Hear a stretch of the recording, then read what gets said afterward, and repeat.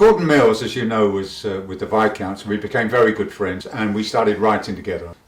He called me up one day and said, Les, I've seen this young Welshman. I think he's going to be good. We ought to write a song for him to demo. I'd like to sort of get him in the recording studio, do a few demos of our songs, and then we can go from there. I said, fine. I went to his flat, which was in Notting Hill Gate, and we started this song. He already had a couple of bars of it, which was lovely. It's not unusual. And it took us 5 days overall to finish the song.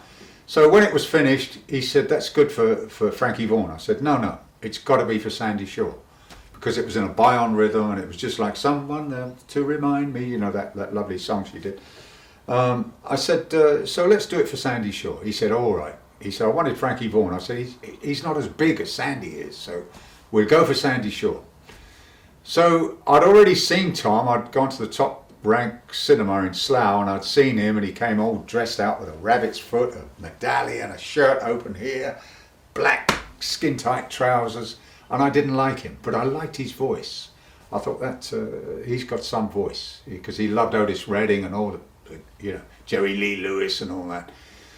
So anyway, we taught him the song, and we took him into Regent Sound in Denmark Street to do the demo. And I got hold of Mitch Mitchell, who was playing for Jimi Hendrix on drums at the time. Vic Flick was on guitar, Eric Ford on bass, myself on piano, and Gordon played tambourine. And we did the demo of It's Not Unusual, which was lovely. And he sang it beautifully, and Gordon and I then put some backing vocals on it. And 3 days later, I said, well, let's take it to Sandie. So Evie Taylor, who was Sandie's manager, was also our manager for the John Barry 7, so I knew her well. So Gordon, Tom and I went by tube to Evie's place, and we sat there for about half hour. And Gordon said, who is this woman? You know, I said, she's an agent, don't worry, she's got somebody important in there. He'll come out.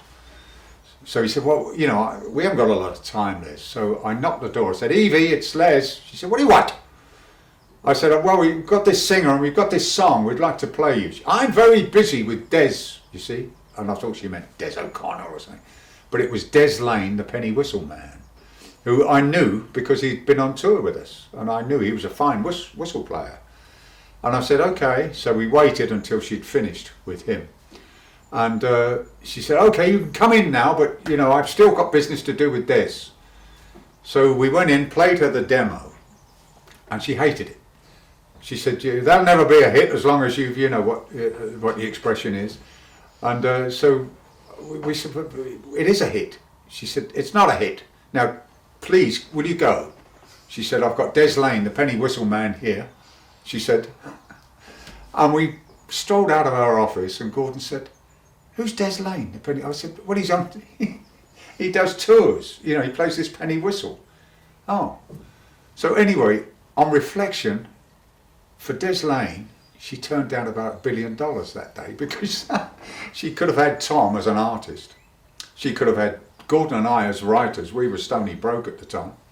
She could have cleaned up with the Jones Mills Reed partnership. She could have cleaned up, but unfortunately she turned us down for Des Lane, the penny whistle. On the way home, Tom said, if I don't do that song, I'm going to kill myself. And he meant it. He really did. He said, it's my song. So ultimately we took him to Decca, and we met Sir Edward Lewis, Bill Townsley and Peter Sullivan, the producer. And they loved him. They loved the song. And the rest is history.